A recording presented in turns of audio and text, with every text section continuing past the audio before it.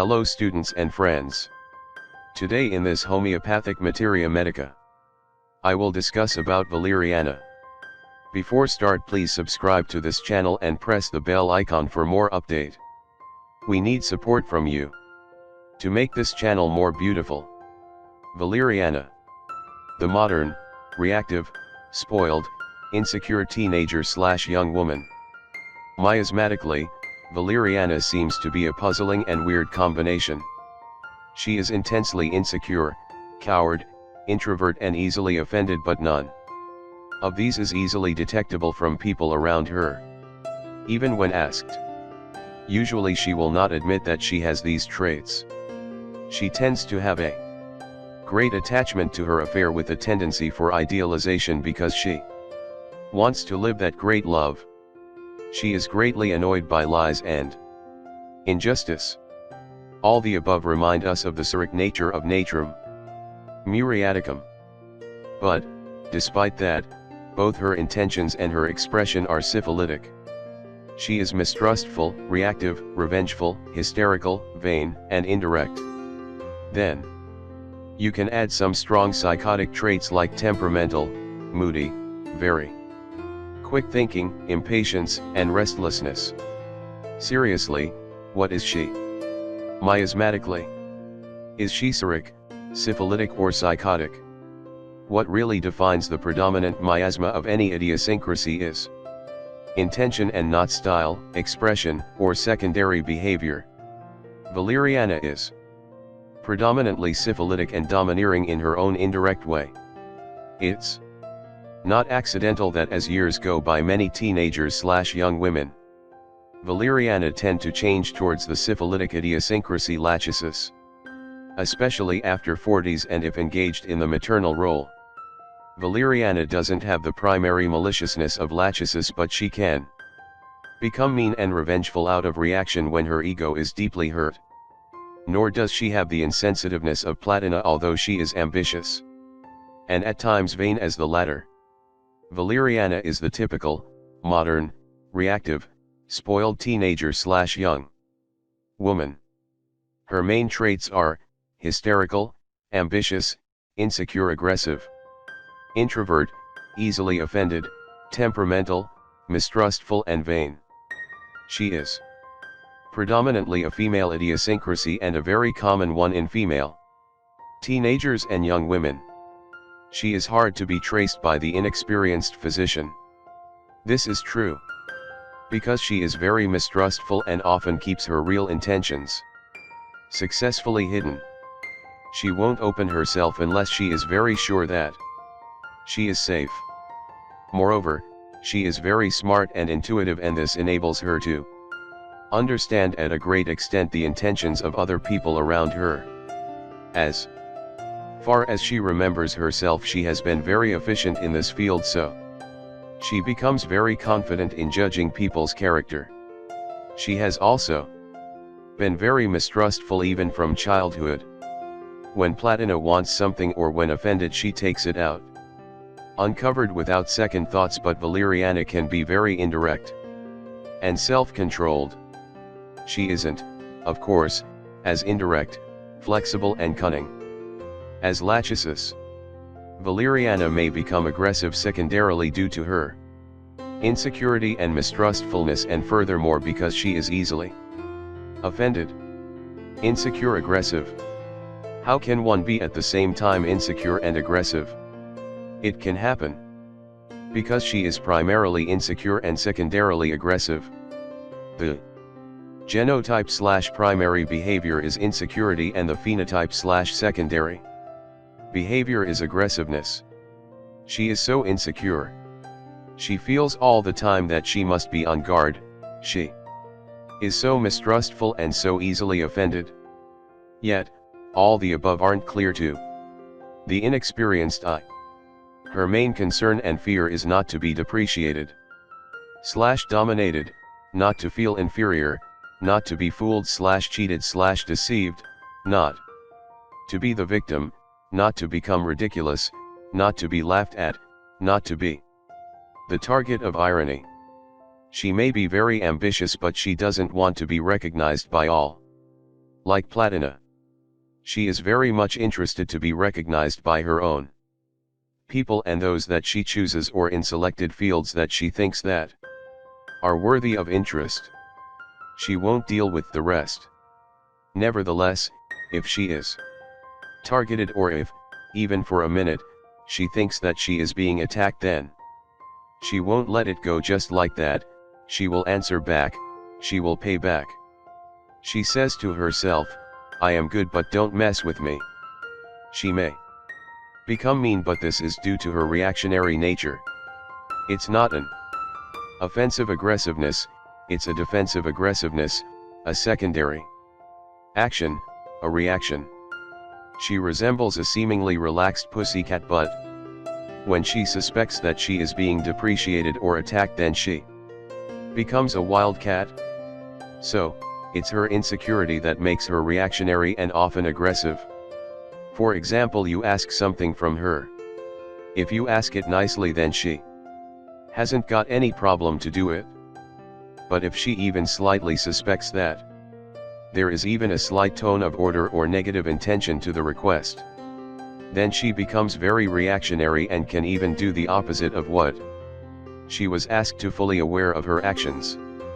This kind of behavior makes her parents, companion, or very close ones desperate and confused. Her behavior doesn't make sense to them, they just can't figure it out. The one minute she is that sweet cooperative pussycat, and the next minute, without any profound reason, she is that hysterical wildcat. I say without any profound reason because most of the times she doesn't reveal the real reasons that made her angry. If the other person has understood the reason that made her angry and reveals it to her, then she will not admit it out of reaction, out of spite. She even gets angrier. She gets furious. She doesn't want others to understand what's going on in her mind because she is so insecure. You mustn't cross the red line and enter her secure zone. She is so temperamental due to her insecurity that her parents often consider her as a very fickle character. They say to themselves, what now? What got into her again? Her husband is also in confusion as to her behavior and character. He just doesn't know what to do, doesn't know how to treat her, because one minute she is this and the next minute that. He just can't figure her. So thirsty for attention and love, but still so reactionary. There's another reason for her fickle character. She is so thirsty for attention, so thirsty for love, but only from those that she chooses to. That doesn't mean that she will reject being famous or being a star. When all those around her that she chooses love her and are as she has imagined them to be, then she feels secured. This trait tends to be expressed in intense and even hysterical ways. If she is a little girl, she will suddenly hug her father, kiss him and don't let go of him. This is an unexpected sudden action without any profound reason. But if he tries to answer back the same way, she will immediately go away. So as not to encourage him too much, she may give him a tender kiss and then give him a slap or a pinch, hurting him. She may say something good to you and then immediately say something bad or embarrassing again, so as not to over-encourage you. You see, it's the blow hot and cold technique. Her behavior may involve a hysterical game, the purpose of which is to confirm that her chosen own people do love her and won't betray her or abandon her. For example, she may make a scene to them only to test their love. It's the so-called capricious or whimsical behavior that, if exaggerated, makes others around her fed up and say, for God's sake, what is it that you want? I've told you 100 times that I love you. I've even proved it to you a dozen times. What's the matter with you? Anyway, they'll never get an answer from her, and she will never admit that she is exaggerating or moreover say sorry. Her defense is to become aggressive or even pretend being astonished for their unjustified burst There's nothing wrong with me. You are the weird one. You often get the picture of a deep down good girl that has been spoiled and is now doing several things just to attract attention and gain love. If the father or companion turn her down or aren't worthy of her, according to her judgment, true or not, then she develops the reactionary state. Let me give you an example. There's that little pretty, nervous girl that becomes attached to her father and idealizes him and thinks a lot of him. As years go by, she may realize that he isn't what she thought he was and that he is an alcoholic, good-for-nothing father. Or he may be a good father but with human faults, and his domineering, lascivious wife accuses him that he cheats on her and that he doesn't care for his family, and cunningly manipulates her daughter to turn against him because he is embarrassing them and ridiculing them to society.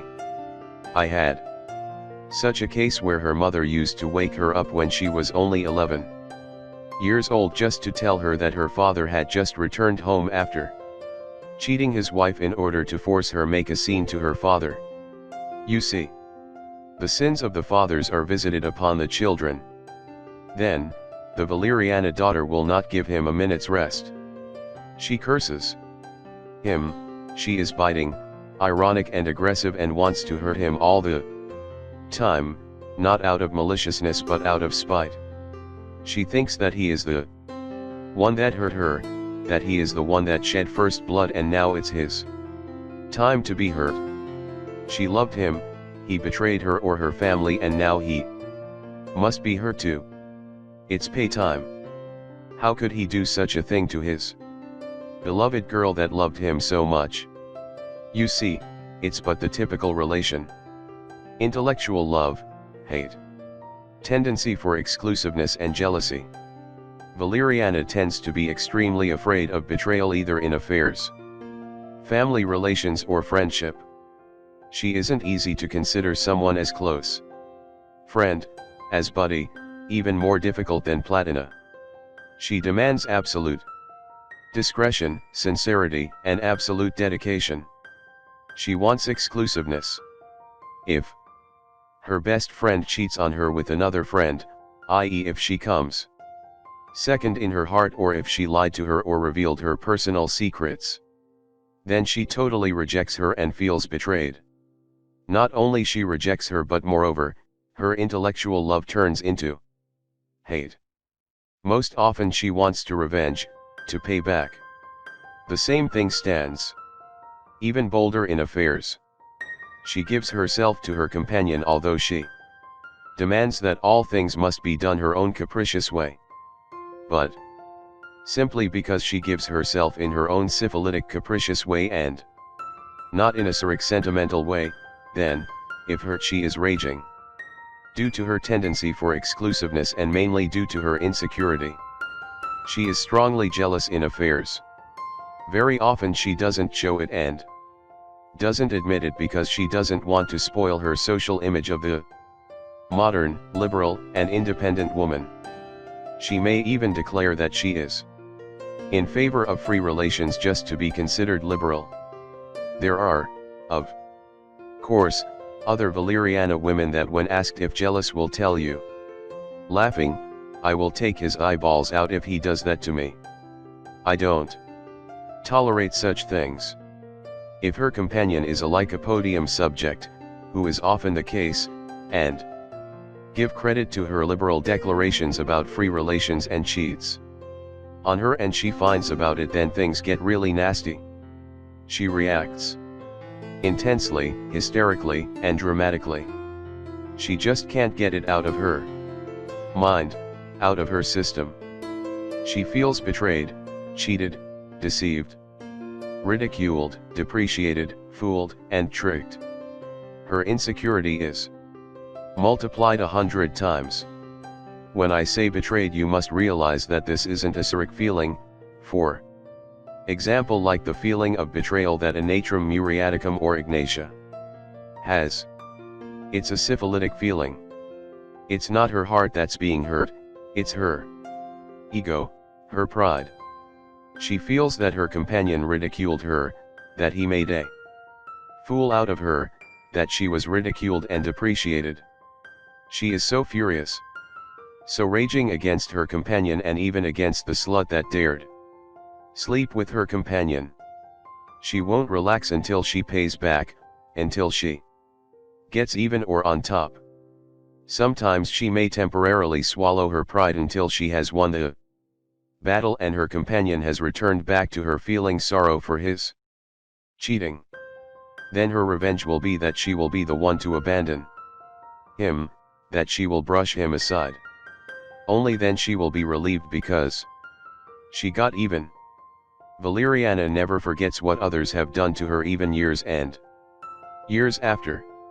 She keeps remembering it for life, waiting for the time to get even. Nevertheless, there are some Valeriana individuals that due to high cultural level, will not take action in order to revenge. Yet, they will be very glad if something similar happens to the person that hurt them. They feel that as justification/vindication, as restoration, or their internal balance. Once again, this has to do with their insecurity.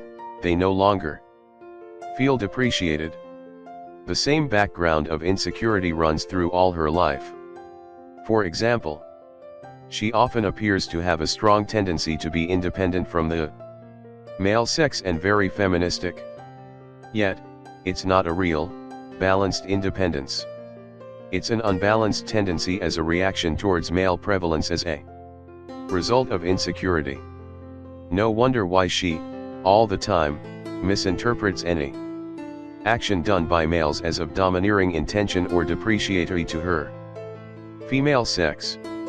Yet, despite her intense feminism, deep inside her she is greatly in need of a strong male to depend on and heal her insecurity. Quite often she engages herself in a weird vicious circle.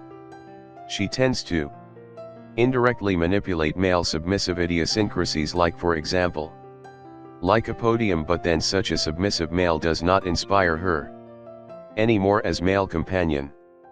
He isn't manly enough for her anymore, because she cannot depend on him. She is also very insecure as to her parents. She becomes very reactionary, due to her fear that they may dominate on her and make her a pawn.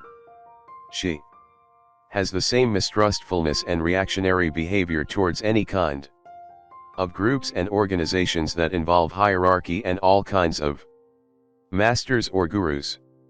Very ambitious and unconventional. Valeriana is very ambitious. Like Platina, she tends to have an aversion for the traditional housewife role and wants to gain recognition through professional career. Platina, due to her intense ambition and vanity, may employ several means, even immoral ones, in order to achieve what she wants. Her actions are usually direct and even aggressive because she is very antagonistic. She always wants to be the first, the one and only, the star. She will use her beauty, smartness, and strength of character to achieve her goals. Valeriana, on the other hand, will use her cleverness, her quick thinking, and her intuition about others' personality and weak points, as well as her modern flirting style of the pussycat. But she is all the time ready to change from that cute pussycat to wildcat whenever needed, so as not to be considered the easy broad. Her ambition usually relates to journalism, psychology, and politics. She wants to be considered cultivated, liberal and modern. She likes dealing with anything new, alternative, advanced, liberal and unconventional. She is not so much interested in general recognition, but mostly on the recognition from the few selected ones. She also wants to dress accordingly, that is, unconventionally. Her style could be called thoroughly slovenly/unkempt appearance. For example, she will wear a slightly worn-out jean, her hair will be thoroughly disheveled in a modern way, but her blouse will be a very expensive and modern one. Her outfits are expensive and of brand names, but mostly sportive and unconventional. Most of the times, she may become sarcastic and ironic towards Platina's sophisticated and conventional style of clothing. Yet, she spends too much time and money for her appearance. Moreover, she has that great anxiety, an almost hysterical one, about acne, hair falling, obesity and wrinkles, although she may not admit it. Coward aggressive behavior. Valeriana is primarily coward and insecure, although she doesn't easily admit it and tries to appear as being self-confident. Again we come across her great inconsistencies. She is one thing and projects the opposite of what she is so as not to be considered as weak or conservative. She is insecure, yet she projects a seemingly strong personality. She is conservative, yet she projects a modern free style. She wants to be loved, yet she doesn't want others to consider her as if in need of love or as weak and feminine. For example, she may be afraid of speed and motorbikes, yet, when in a company of Harley's funds, she may pretend to be the risky, fearless rider. Let me give you another example. She is so afraid of male violence, so scared of rape and so scared of being beaten by her male companion. So she tends to say to her companion at the beginning of their relation, "I am that kind of woman that won't tolerate any kind of violence. If anyone dares even touch me, he will regret it." That's the end of the relation. Once more, we have to do with that defensive aggressiveness. For the same reason she calls herself a feminist, in order to avoid any enslavement to male dominance. Despite her declarations for equality and independence, she will always tend to dominate in any relation and do things her own way. That, alone, is a confirmation of her syphilitic nature. Nervous, restless, and touchy. Valeriana is very nervous, restless, and irritable. She just can't relax. She is so tensed body and mind. She can only relax after full tension. Her nervousness drives her to heavy smoking or drinking a lot of coffee. Whatever physical or mental work she will do it at high pace. She can't stand slow-motion people or slow-thinking people. She cannot be tuned with them. If she has to explain something twice, she becomes so upset. Being very insecure and self-centered, she easily gets angry. She is in a constant state of defensive aggressiveness. She gets angry from lies, injustice, depreciation, sarcasm, ridicule, and irony. She is very easily offended. She tends to misinterpret the words of others, very easily insulted. And then she reacts instantly, not waiting for any kind of explaining or excuses. She gets angry and becomes aggressive or ironic. She is so good at being ironic, although she hates irony of others towards her. Quite often, irony is but the defense tactic of cowards. At times she may not be so quick-witted and may keep her mouth shut. Or at times she will restrain herself towards her boss so as not to get fired. A thing that Platina is not capable of. But for Valeriana this is never the end. She won't forget it unless she gets even. She may keep it for life. She wants to pay back, to get on top of things, not to feel inferior. She is so easily offended all the time. If someone comes late at an appointment with her, she will get angry because she will take that as depreciation, so she may make a remark or become ironic. It's not about the delay, it's a matter of depreciation for her. It's not a matter of punctuality and programming as in Nux Vomica, it's a matter of depreciation for her. Introversion and indirect behavior. She is very introvert but not as natrum muriaticum. Her introversion doesn't have to do with Cyric tendency as in the latter. It has to do with mistrustfulness, insecurity, and egoism. She will talk about her personal matters only to one or two the most, very close friends, she demands discretion and exclusiveness from them. She gets so angry from any kind of consolation because she always interprets it as depreciation. If you want to kill her, then say to her poor you. For the same reason, she doesn't want to cry in front of others or apologize and say sorry even about little things. She will not directly express her needs even to her companion. She doesn't want to be considered weak or in need. She demands from her companion to be ready to trace any need of her even before expressing it.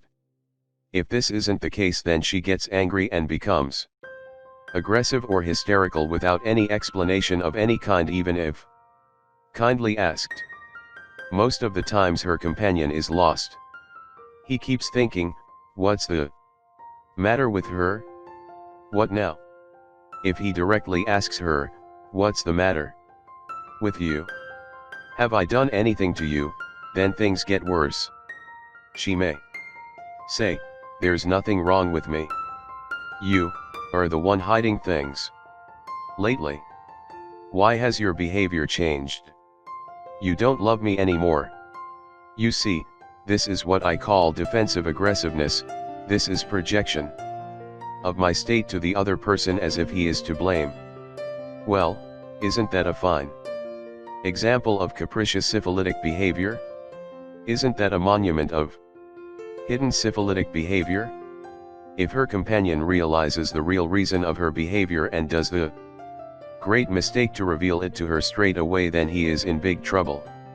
She will never admit it. She will never admit that she has that indirect behavior. She becomes even more aggressive, irritable, and ironic. She hates it when others know or realize what happens inside her mind and heart. She feels naked, exposed, vulnerable, and depreciated. Then another great characteristic of hers takes place. She becomes temperamental out of insecurity. The minute her anger passes off, she becomes very insecure that her relation may become impaired and that she will be on her own again. So she has to find a way to return to previous balance. Being too proud and insecure, she just can't apologize. As the song says, sorry seems to be the hardest word. She may find all kinds of indirect ways to restore things.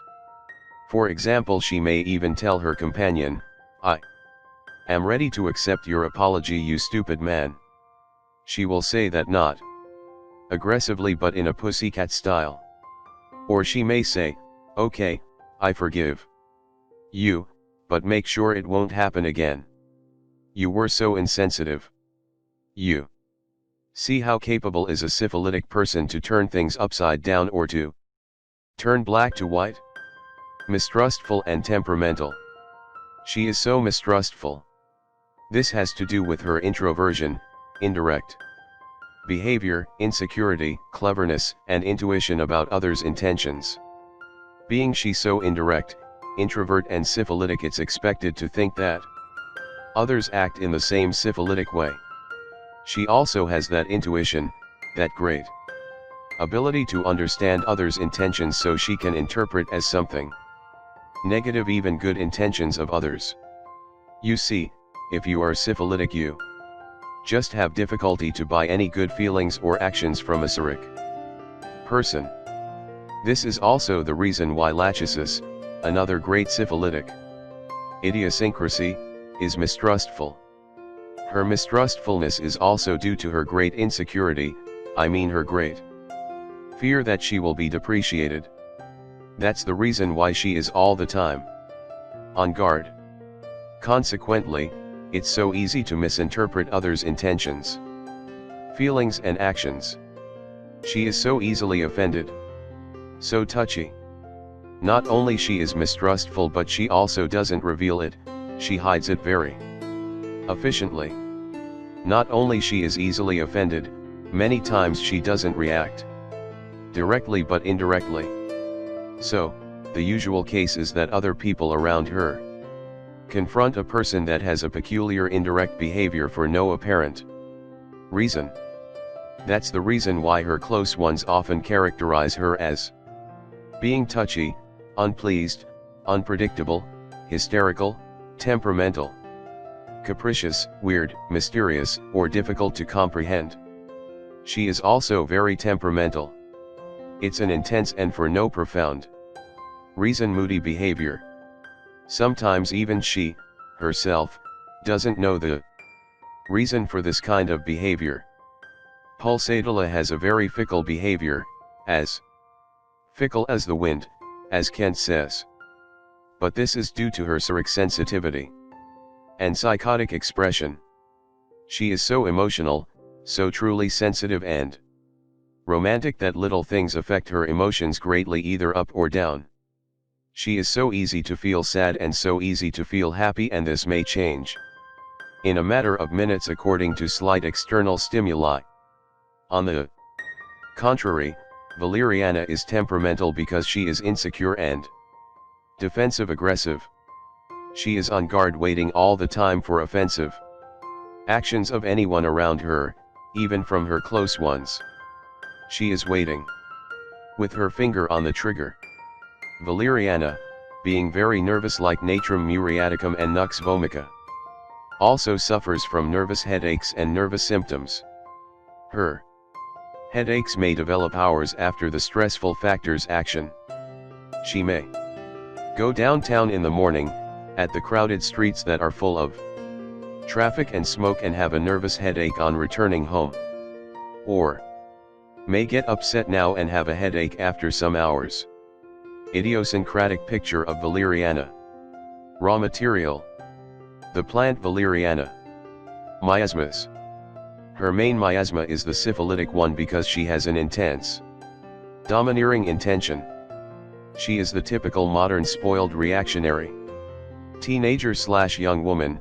She wants all others to satisfy her whims and to make her egoistic dreams come true, although she doesn't admit that she has these syphilitic intentions. She pretends to be independent, democratic, liberal, and modern, a person that doesn't want to exploit others. She projects the image of the strong independent woman, but in reality she is insecure, aggressive, temperamental, hysterical, reactionary, and vain. An inexperienced eye could mistake her as being Cyric only because she is characterized by primary insecurity, introversion, cowardice, and because she is easily offended and projects seemingly Cyric dreams about her life. But the above are well-hidden traits beneath the external opposite image. Valeriana is characterized by syphilitic intention, and when hurt from syphilitic expression also. Another miasmatic background that completes her picture is her psychotic temperament, physical restlessness, a more restless and quick mind, and temperamental personality. Basic passions. Her main basic passion is attachment to idealized absolute relations with the little chosen close ones. She is very absolute and demanding in her relations. She demands ideal relations, according to her egoistic point of view, with her parents, companion, and friends. She needs and demands lots of love and exclusiveness. She demands constant and intense interest on the part of her close ones, and confirmation and reconfirmation that all are going well. Being so absolute and demanding, she has troubles all the time with ever changing life and reality that has nothing to do with absoluteness and stability. But instead of reacting with Cyric hurt and introversion and sorrow, being syphilitic, she reacts with irritability, nervous symptoms, aggressiveness, restlessness, and moody behavior. Second in intensity basic passion is her syphilitic vanity. She is very ambitious and wants to show off, but not to all fields and people like Platina. Her ambition is targeted to certain people, he own chosen close ones, and to certain areas of interest that are considered as cultured or worthwhile fields. Her vanity does not usually involve her beauty but her cleverness, culture, knowledge, and personality. Essence. A summarized prescription of Valeriana could be, the spoiled, reactionary, insecure, ambitious, and capricious teenager/young woman, with temperamental and inconsistent behavior. Thinking. A psychic evolution. She has some mental qualities that could help her evolve psychologically. She is clever and quick thinking. Yet, her intense domineering attachment to her chosen close ones and her reactionary character due to her insecurity make it very hard for her to evolve psychologically. Valeriana is greatly related to intellectual psyche. Her individual will is very much influenced by her external will. Her mental patterns about happiness are absolute and have to do with idealized relations which she must control absolutely. B. Influences. Intense syphilitic intentions and syphilitic expression. When calm though, she may be mistaken as being Boericke. Predominant thinking stimuli are symbolic and external. Stressful situations. Irony, ridicule, injustice, lies, depreciation, ingratitude, lack of mutuality. Lack of exclusiveness to her close relations, cheating on the part of her companion, inconsistency, gossiping, when someone feels pity for her. Male predominance, any kind of enforcement, cooperation with slow motioned and slow thinking people, when she has to explain something more than once, anything that makes her feel inferior or depreciated. See general characteristics of mental functions. Quick clever thinking, mistrustful, very observant, intuitional and with keen perception, easily offended, tendency to misinterpret verbal remarks of other people. Very often she enters into a vicious circle, misinterprets the intention of other people, doesn't express herself to show that she is offended, makes a lot of second thoughts and scenario, reaches to arbitrary conclusions and reacts with negative, aggressive, reactionary, fickle behavior.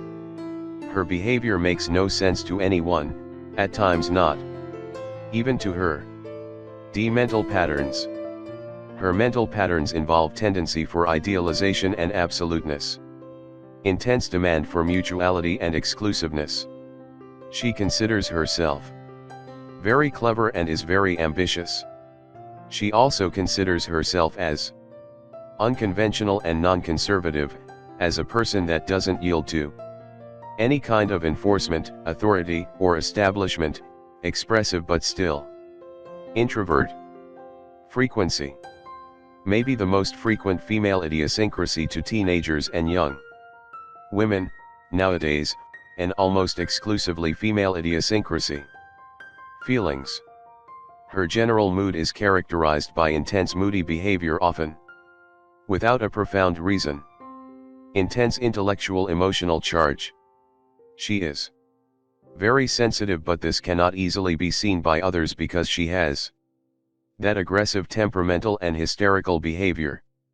Predominant emotions are the intellectual emotions, the main of which are intellectual: love, hatred, anger, fear, sorrow and vanity. Her emotions are controversial, unpredictable, excessive, inappropriate to the stimuli and temperamental. Behavior. The reasons for her behavior are hidden and very difficult to see. Only a very experienced eye can understand what takes place in her complex, weird mind. Very often her secondary behavior is opposite to her primary one. Her behavior most of the times is a result of her insecurity. She is very much annoyed if somebody has realized what happens inside her mind and the reasons of her fickle behavior. She may become aggressive and insulting and wants to stop it right away or go away, because she feels naked and vulnerable and without any protective shield. So, what usual one sees is her secondary behavior and not her primary one. Due to her unconventional tendency, she is snobbish towards hypocritical good manners. Her behavior is mostly secondary and controlled. She seems syric to others, but she is syphilitic, reactionary, negative, ironic, and at times revengeful.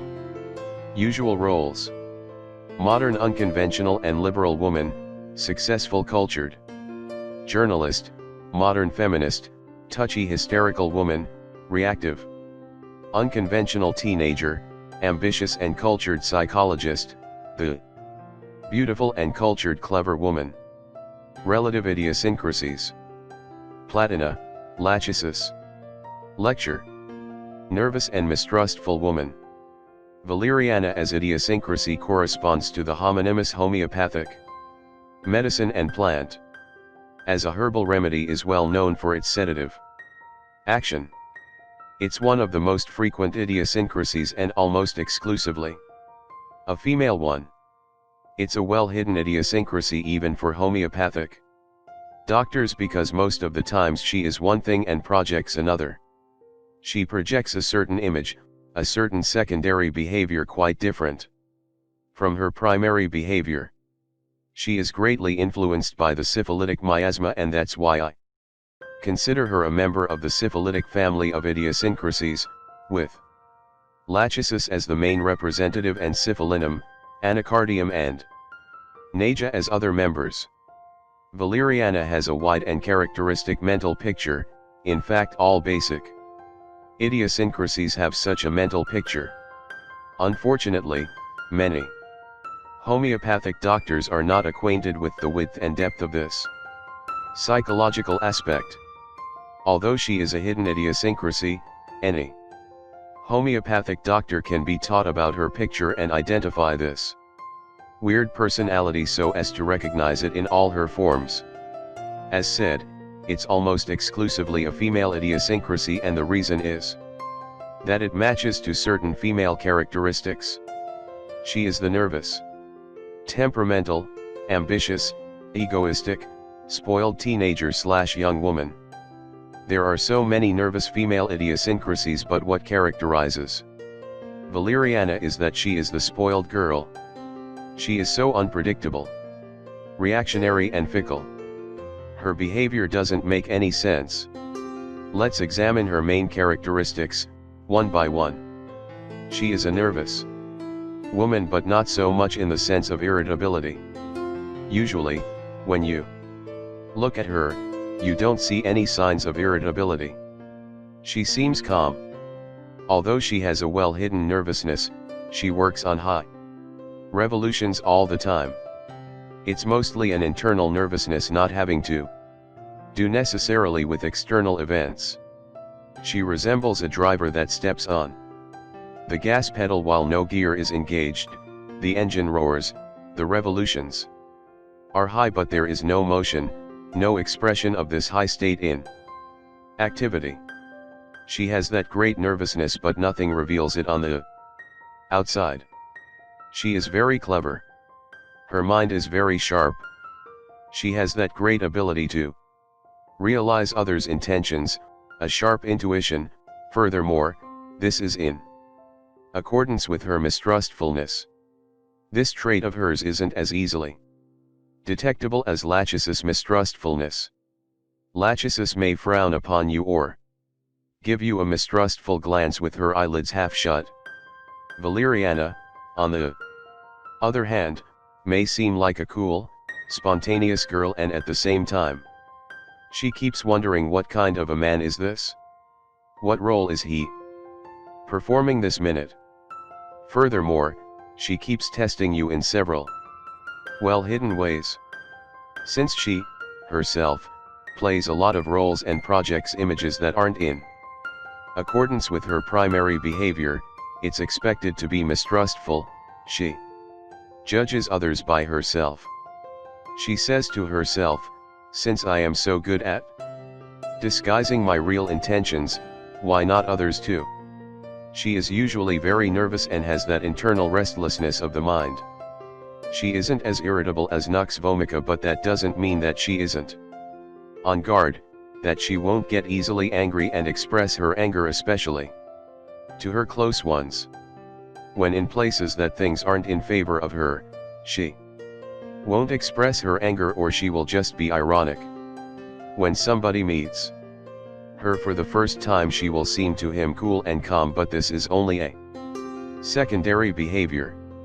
Valeriana gets angry from anything that could spoil her image towards others, or when another woman seems to be smarter than her and becomes the center of attraction in a company. She is very ambitious and vain. Nevertheless, she doesn't want to be the queen recognized by all others, as a Platina woman wants to be. If that was possible, she wouldn't have any problem, but her insecurity, most of the times, forces her to be satisfied by being the modern, unconventional, capricious princess.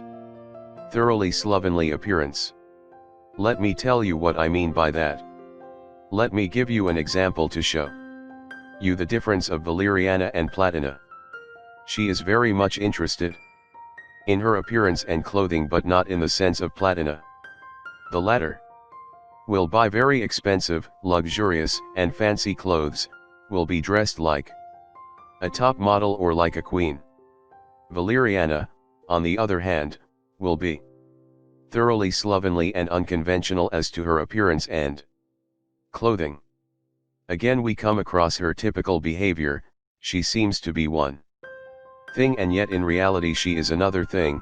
Her primary and secondary behaviors differ a lot. She wears worn out but expensive and tight jeans and a sportive blouse. Somebody could say that she doesn't give much importance to her appearance. Yet this is wrong. She must have gone to a dozen shops in order to choose these items. And when going out on a date, she usually tries again and again several clothes and combinations of clothing before she decides what to wear, and even then she has that insecurity as to her appearance, while Platina is so self-confident. Valeriana adopts the unconventional style because she doesn't want to give the impression that she shows off by wearing expensive and fashioned clothing. She prefers to employ an unconventional fashion style. Nevertheless, she may wear an expensive watch or some stylish shoes to give a certain tone of exclusiveness. Platina and Valeriana have got great taste as to their clothing style, while Lachesis is usually kitsch, fake, unconventional. Valeriana, trying to project the image of the unconventional woman, will use 3 to 5 earrings only on one ear, one below the other, or will wear a silver light chain above her ankle. Platina prefers golden jewels, being the classic queen, while Valeriana prefers silver or faux bijou, being the unconventional princess. Valeriana has that great insecurity. Also when it comes to her hair. She spends a lot of time caring about the style of her hair. Although her style may be free, nevertheless it's again a thoroughly disheveled hairstyle. She will not employ classical and conservative hairstyle, like for example, to wear her hair in a bun. She will employ something more modern and anti-conservative, like to have blonde highlights put in her hair. If she is a young unconventional freak, she may dye her hair carrot orange or bright red or even purple, only to cause reactions by her appearance. On the same line of causing reactions, she may shave half of her head. She will not dye it blonde white because this is the usual thing for any boorish woman. Platina wants to be the typical model of haute couture, while Valeriana wants to be the unconventional model, employing a modern free style, or the unconventional reactive freak that does anything extreme enough to cause reactions to all around her. Yet, in all cases, Valeriana isn't really unconventional. In order to be truly unconventional, you have to have enough courage and boldness to be different and not just reactionary. You also have to be nonconformist. While Valeriana wants to live a comfortable life most of the times, exploiting others around her, ironical and touchy. If you ask her what makes her angry, she often says that she hates irony. Yet, when offended or when she believes that she is offended, she Becomes quite ironic, and she is very good at it. Valeriana's motto is, I won't bother you if you don't bother me. This results from her insecurity. She is so insecure that she is always on guard just in case someone may hurt her or offend her. If something like that happens, or even if she has the suspicion that someone may have the intention to hurt her, then she becomes very aggressive, revengeful, and reactionary. She wants to pay back, to get even, and not to feel inferior. She doesn't want to be the queen as Platina, but she just can't stand being inferior or even seem that inferior. Although she may seem quite confident to others around her, she is very insecure. That's the reason why she is so much annoyed and angry from irony and injustice. Phosphor also is pissed off by injustice, much more than Valeriana, but for different reasons. Phosphor is the cynic idealist that says, it can't be happening. It's so wrong, so unfair to hurt people like that. You see, he is very giving and cares so much about others. He may ignore an injustice done to him, but he just can't ignore any injustice done to others, even strangers. He will not only get angry, but he will show it and even get into a fight, no matter what, in order to support strangers, especially weak people, repressed people. Others will tell him, why get into trouble? It's none of your business, and he will say, so wrong of you. I do care. Somebody has to, or else how dare we call ourselves human beings? He is so sincere, he isn't like a hypocrite syphilitic lachesis that may show off pretending to be idealistic and humane. Phosphor is an altruist. He will react to injustice no matter the cost, no matter if he has the ability to do something or not. Valeriana, on the other hand, gets very angry mostly when injustice refers to her. But she may also react when others are being hurt, because she thinks as follows: who do you think you are, Mr. Wise Guy? Why do you consider yourself smarter than others, i.e. than me? When weak people are hurt by others, her insecurity makes her furious. Just because she, herself, doesn't want to feel inferior. Such a state makes her feel terrified. She doesn't want anyone to be on top of her, to feel manipulated, to feel forced to do something, to be exploited, to be dominated. She is scared to death being beaten or raped. That's the reason why she is so on guard, so touchy, so reactionary and mistrustful. She tries hard to avoid any of the above situations. Have you realized how fine these qualities are? How delicate and differentiated? Human soul is as deep as an abyss. Yet, homeopathy has discovered an objective way to identify glimpses and figures shining in this darkness. Isn't that wonderful? Isn't it fascinating? Well, it is to me. Unless this is but an idiosyncratic characteristic of mine. Laughing, reactionary and insecure. If you hurt a Platina person, she isn't flexible enough to adjust her behavior according to the circumstances. She is going to come on you no matter what. She attacks without second thought and doesn't regret about any consequences. A lachesis individual is very flexible. If she is on top of things, then she will have you beheaded. But if it's not the right moment, she has that great ability to wait until she gets her revenge. She may even kiss your ass without any difficulty, or pretend that she is at your side, or even flatter you until the time she takes her revenge without any mercy.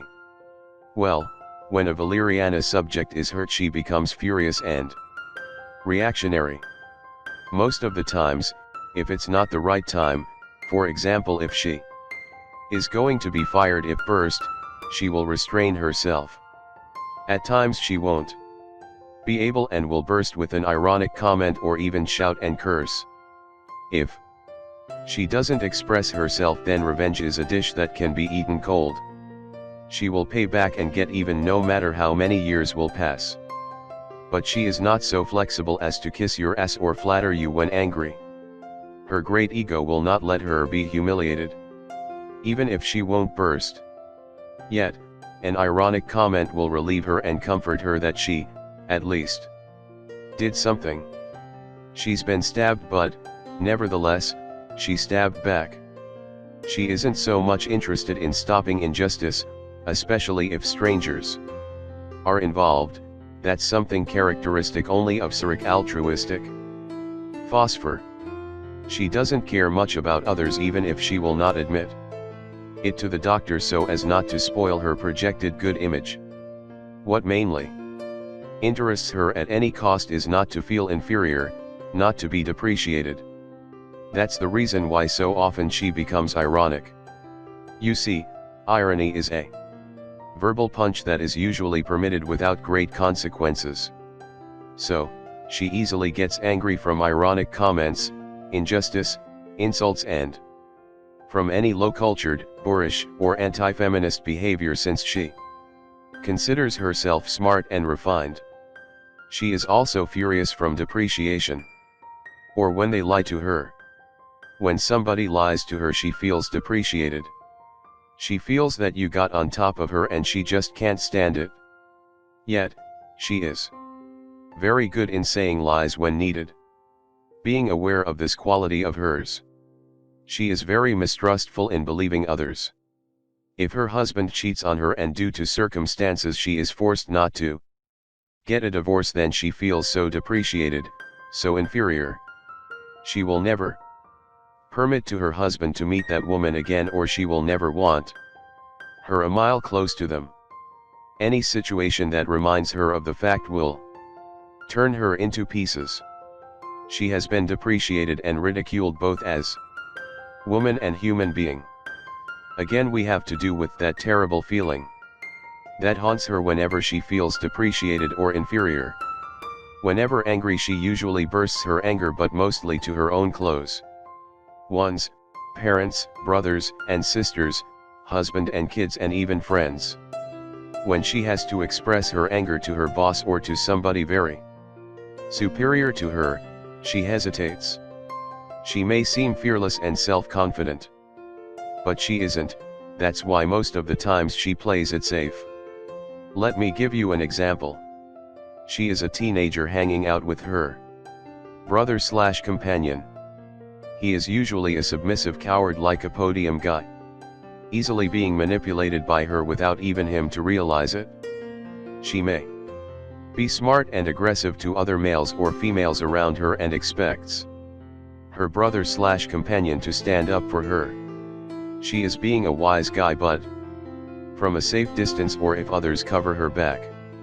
If her brother/companion doesn't stand up for her, then she accuses him of being coward, a chicken, or a pussy. Valeriana may employ the above behavior as a caprice, only to have her brother/companion confirm his love to her. If she stands up for her, then he loves her and he deserves her, otherwise he doesn't love her or isn't worth of her. She may also employ the above behavior only to show off that she has a strong boyfriend that could die for her. Many spoiled, nervous, insecure, reactionary, fake tomboys are Valeriana subjects, while many really tough tomboys are Medornum subjects. Faking the cultured woman. Most of the times she chooses boyfriends or friends that she can manipulate and exploit, good kids or cultured submissive kids, or feminists and Democrats that want to serve beautiful, smart, modern girls like her. Valeriana isn't as cultured and refined as Lycopodium, for example. She pretends to be cultured, refined, or in fashion. I've seen a Valeriana woman reading cosmic magazines only to pretend that she has a cosmic life and that she is informed about this and that. Have you heard that that rock star is having a live concert next Sunday at that hall, or did you know that that famous theatrical play is coming soon on stage at the X Theater? Showing off as cultured is what matters to her. She isn't really interested in culture, art, politics, or knowledge. On the contrary, Lycopodium seems to be cultured and is indeed cultured. He has a real interest in knowledge. A natural interest. It's true, of course, that he uses this cultured image in order to show off satirically, especially to women. Nevertheless, he enjoys learning. He isn't shallow in this field. Valeriana, on the other hand, is showing off being shallow as to her knowledge, most of the times. Not only her clothing style is unconventional, but also her views on several matters like art, politics or culture are unconventional. She castrates her husband, but then she can't be pleased by him. Valeriana usually chooses men that are lycopodium, ceric sulfur or phosphor. She does this because they are good kids, submissive and easy to manipulate and exploit. But then, she becomes trapped in her own trap. She just can't be pleased by a man that is no longer a man that she herself has castrated. On the one hand, she can't be pleased by a submissive man, and on the other hand, she wants to have full control over her man. A dead end. You see, syphilitic persons like Valeriana don't appreciate anyone that they can manipulate because they consider him stupid. When you have a stupid person as your man, and on the other hand you want someone manly and strong to lean on, then things become quite difficult.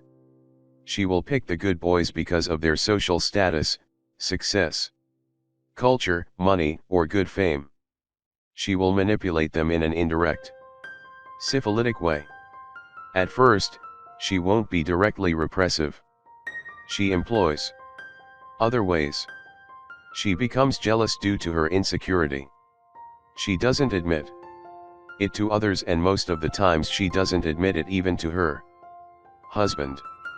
She says that she is loyal to him and that's how he should also be towards her. She may say that cheating isn't right and is the characteristic of shallow people. She may also say, as an indirect threat, that if she catches him cheating, then that will be the definite end of their relation. She is so good at manipulating her husband that most of the times he doesn't realize that he is manipulated, especially if he is that sort of good fellow who loves her. He may even think that he has the upper hand or that they are equal as to their relation. But, in reality, everything is done her own way. There's a very good joke about this situation with a Valeriana or Lachesis wife and a Lycopodium husband. Two married men discuss about their relation with their wives. The first man, a psychotic guy, says, "We keep fighting all the time as to who has the upper hand in all matters. What about you?" "Oh, we don't have any problems at all." "Wow, how's that?" "You see, we have come to an agreement from the very beginning and we have split fields." "What do you mean?" "She decides about anything that has to do with the kids, the house, financial matters, vacations, social relations." Stop, wait. What's left for you, anyway?" "I decide about the family position, about the Middle East conflict, or about inflation, or about racism," laughing. She is also attracted sexually to manly men, but being insecure she is so afraid of being dominated by such a man. If he starts giving orders or if he talks manly to her, she becomes furious. She is so afraid of being inferior or depreciated that she becomes very reactionary to such manly behaviors. That's the reason why most of the times she says that she is a feminist.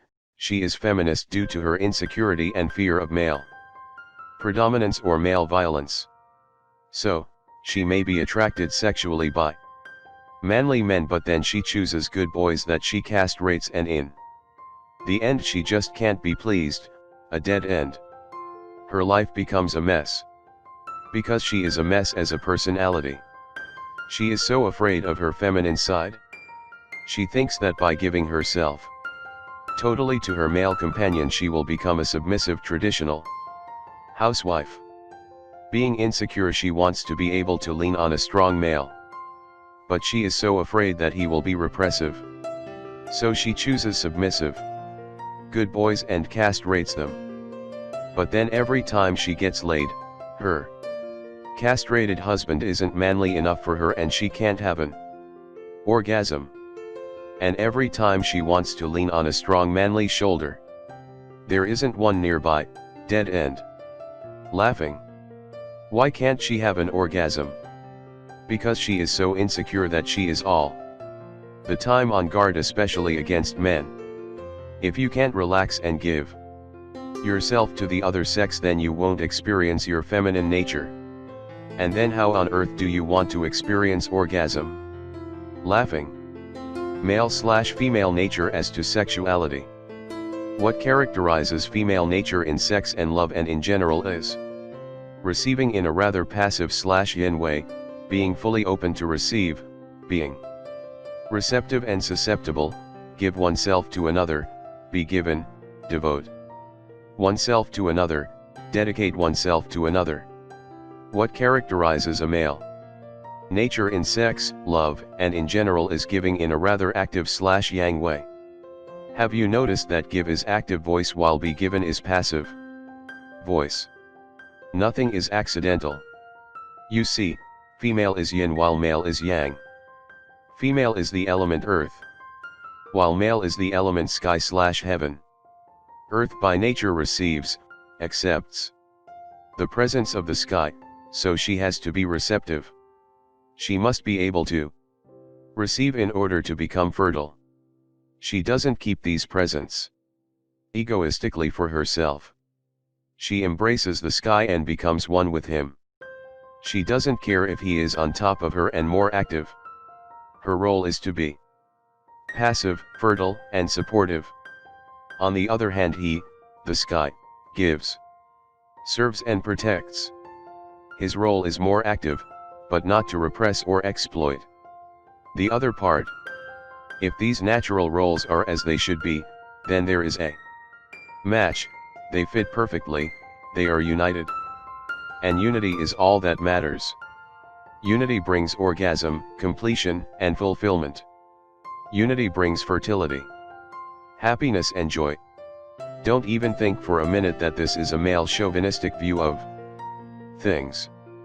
Don't even think for a minute that I support that female nature is inferior to male nature. You see, nature doesn't think like humans do. We always see things through our egoism and insecurity. Hierarchy in nature doesn't mean authority and power to repress others. Hierarchy means being able to serve others. Let me remind you that Jesus washed the dirty feet of his students in order to show them the right meaning of hierarchy, which is serving others.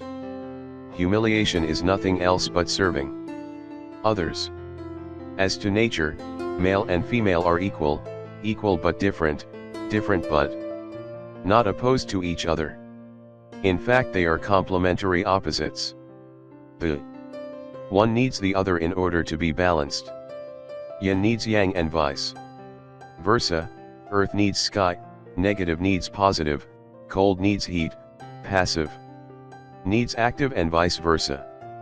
If there is a balanced state, then all are wonderful and functioning naturally. If things are imbalanced, then problems arise. A very passive man and a very active woman are unnatural states and problems arise all the time. A very active, cruel, and violent man is imbalanced. A very passive, submissive woman is imbalanced. A passive homosexual man and a repressive homosexual woman are both imbalanced. A lion that seems like a Rudolph the reindeer is imbalanced. A sheep that seems like a tough lion is imbalanced. Anything that differs from its nature is unnatural, and anything unnatural is but a problem. Let us employ the above in sex, trying all the time to be unprejudiced. Trying to examine things without having in mind that we are men or women. By nature, the role of man in sex is more active, more yang. He is the one to give his sperm and his yang energy so as to intermingle with the yin female energy. That doesn't mean that the woman should just spread her legs passively letting man do all the job. Laughing. The female, although being more passive, more yin, nevertheless, is very active in stimulating the yang male through appearance, through beauty, through caprice, grace, charm, and shyness.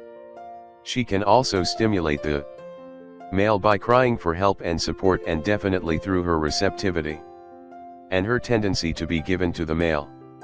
The female is the earth on which a house and a family will be built and have strong foundations, while the male is the energy and protection for the whole thing. It's a give and take situation from both sides.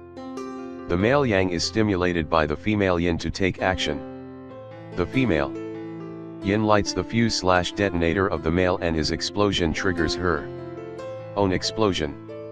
So, both male and female natures are complementary, triggering orgasm for both of them, having as a result relief of the tension and joy. You just can't talk about equality in the sense of similarity, of being evenly, since we have not only opposite things but at the same time complementary ones too.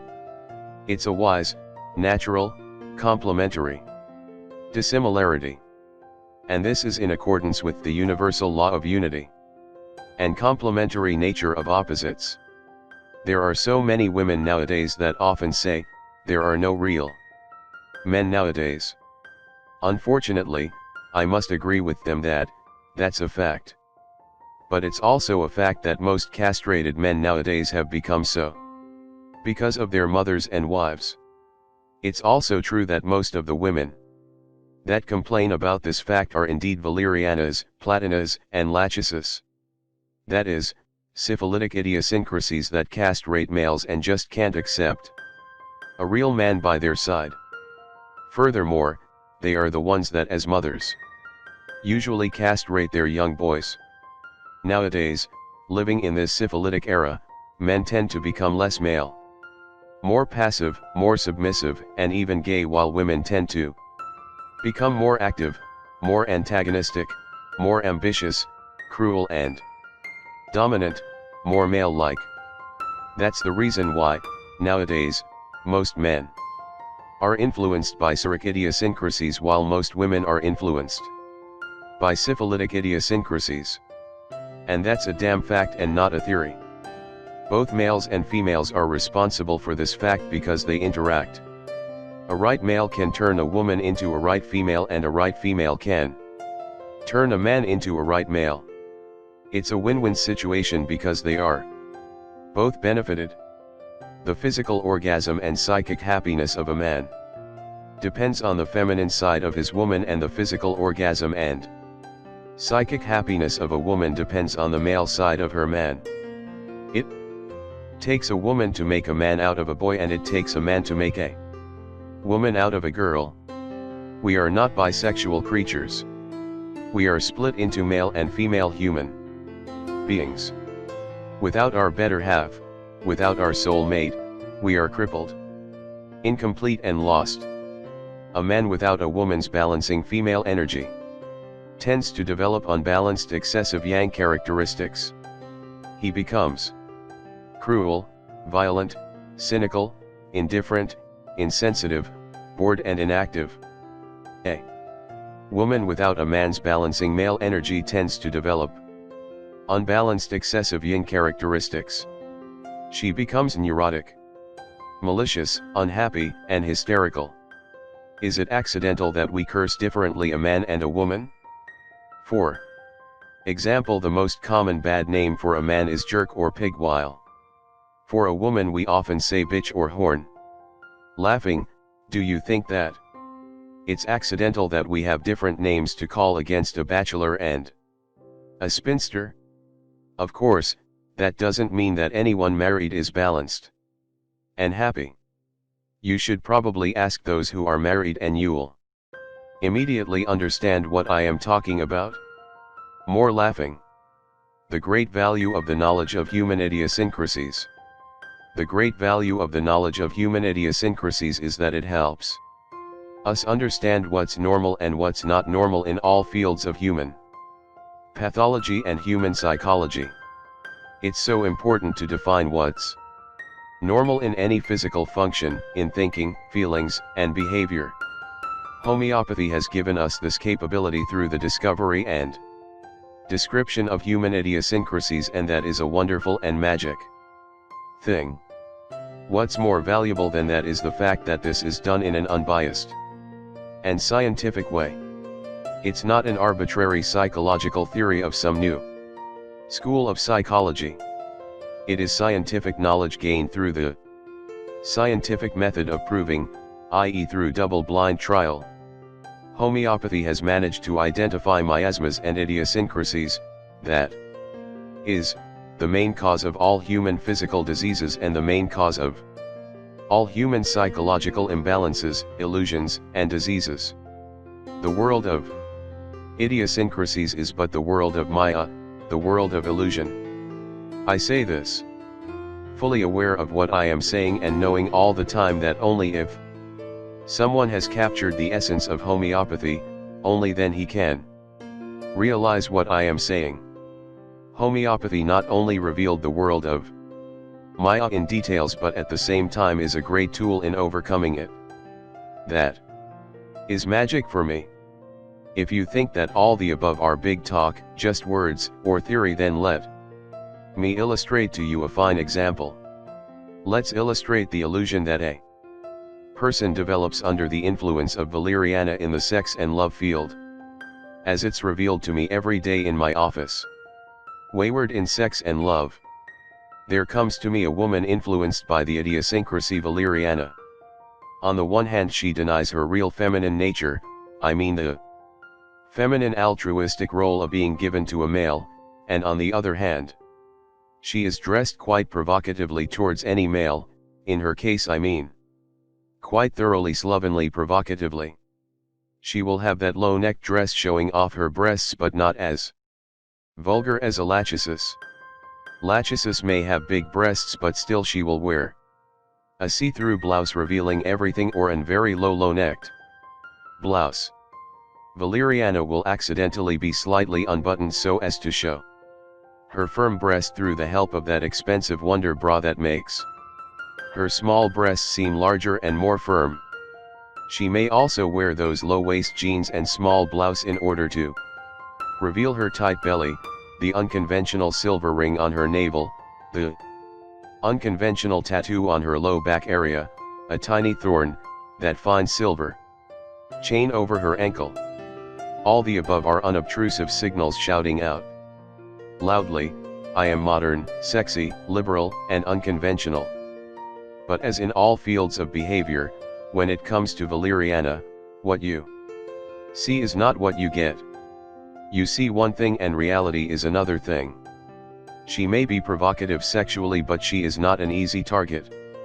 Most of the times you think that you caught a big fish but it turns out that you have swollen her bait.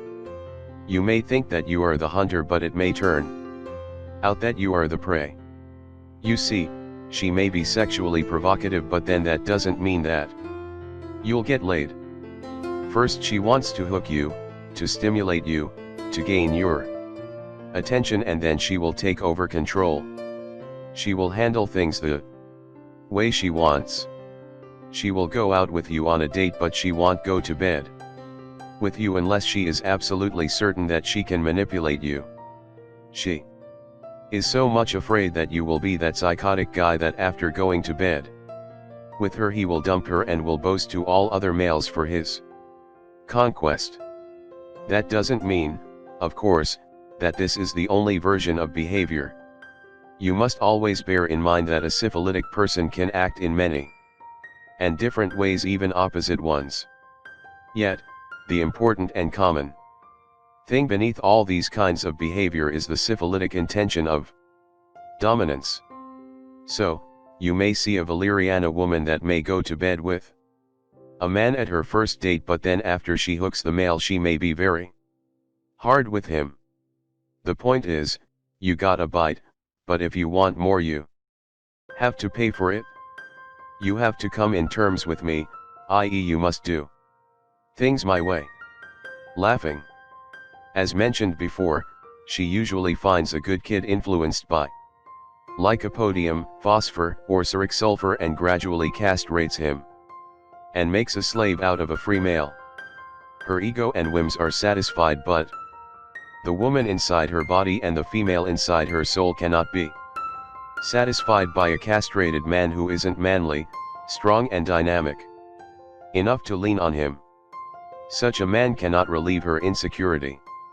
On the one hand, she won't stand any male who is male enough, and on the other hand she won't be satisfied by any male that isn't male enough.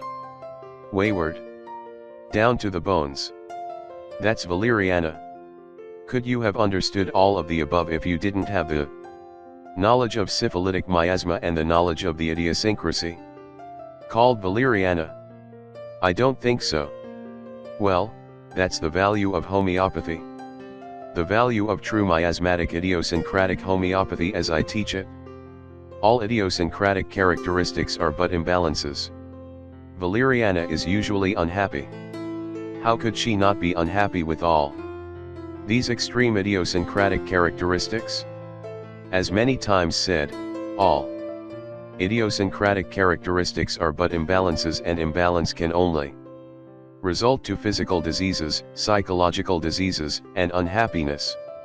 This is true about all idiosyncratic characteristics and about all miasmatic characteristics, either syphilitic, psychotic or ceric. Let me give you an example. If a person is irritable grade 3 or 2, then he is going to have many problems in his relations. But if he is passive as to anger grade 3 or 2, again he will have problems with other people. The irritable man has problems arising from the fact that he can't be calm when needed, and the passive as to anger man has problems arising from the fact that he can't get angry and stand for his rights where needed.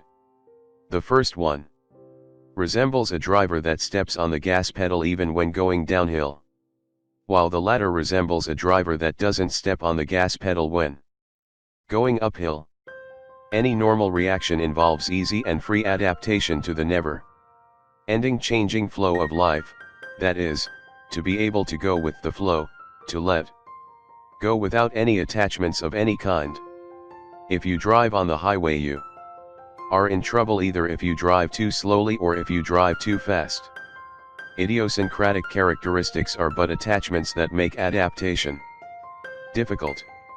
Someone could say, okay, it's easy to understand why a dominant or irritable or syphilitic guy has problems with his life, but how can an altruist ceric phosphor have problems with his life due to his altruism?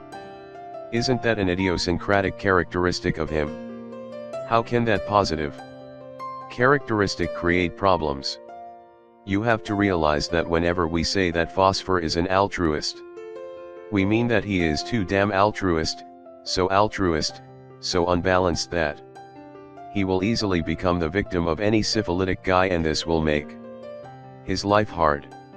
Somebody else could say, if Valeriana succeeds in being dominant in a relation, why will she be unhappy? She is the culprit and not the victim, so why be unhappy? My dear fellow, not only sheep are unhappy, the shepherd is also unhappy because he has turned free animals to slaves and he became enslaved to their needs. You see, no slave can take care of himself. So if you want the money from their exploitation, you have to serve them also. Not to mention the anxiety that a culprit has all the time, due to his fear that his victims and slaves may rebel against their master. Take for example the typical case of dominant lachesis mother. She doesn't let her children become free independent individuals. She turns them into submissive, immature, dependent creatures with no will of themselves. Then, even when they become grown-ups, She has to take care of them all the time in order to help them survive. They are both sentenced for life, victims and culprits. You just can't fool universal laws. You see, nature and universal laws are wise. You can't fool heavenly/universal justice with a bunch of well-paid lawyers and excuses. You don't have to do with human justice syphilitic arguments. Like I did it out of excessive, pathological love/insecurity/good intention will not stand a chance in the court of universal law. Nature and universal laws will tell you, get off my back you miserable human creature. Just because you've been fooling other humans all the time, do you think that you will be able to manipulate me, too? You've violated the law of action and reaction, you mortal creature, and as you've sown, so shall you reap, because you have given by our Father/nature/universe, call it as you like, the gift of free will, and you've chosen to spoil it. There are no excuses in heaven. You see, when it comes to nature, universal laws, and God, the end doesn't justify the means. As life flows, goals and means become one another, changing place all the time. If I employ immoral means so as to become moral, I automatically become immoral. Means and goals are both links in the same chain, in the same path to psychic evolution. Reactionary and temperamental. Valeriana is highly reactionary. If you sincerely say to her, could you please do this for me, she hasn't got any problem to do it. But if she feels that you are trying to enforce something to her, or that you are depreciating her, then she will become reactionary and even do the opposite of what she was told, fully aware of her actions. Being very insecure and mistrustful, she often misinterprets others' good intentions, and her behavior seems inexplicable. That's the reason why I many times say that she is the person that tries hard to make her life a mess. She is also very moody, very temperamental, and that is a great characteristic of hers. But be very careful. This is a syphilitic moodiness. Pulsatilla also seems to be temperamental, but if we want to be precise, we should say that her mood is as fickle as the wind due to her psoric emotional sensitivity. She is so sensitive that even little things and behaviors may make her either very happy or very unhappy. Her mood is very changeable according to external conditions. The syphilitic moodiness of Valeriana, most of the times, doesn't have to do with external conditions, it's an internal state. Yes, it's true that she is easily aroused by external stimuli and by negative thoughts, but there are many times that she, herself, doesn't know why she is so temperamental. Furthermore, her ups and downs involve not only her mood but also her state of irritability. She feels blue or angry for no apparent reason, and then she is cheerful and calm for no apparent reason. Her behavior doesn't make any sense. She is also very nervous, very restless psychologically, and at times even physically. Her mind works in high revolutions, so she just can't be tuned. When facing slow-motioned or slow-minded people, especially when these people are her fellow workers, kids, or even worse, her husband, she just can't say or explain something for the second time. If her husband is a lycopodium person who is smart but yet his thinking is slow, analytic, and systematic, then she just can't stand it. She considers him stupid just because he is slow to understand and react. Most of the times she expects from her husband to instantly feel what she means by what she said and what she needs all the time, and adjust himself to her needs or even to her whims. This is too much for a lycopodium person, or for any person. Temperamental, irritable, nervous, reactionary, and wayward, a lethal combination.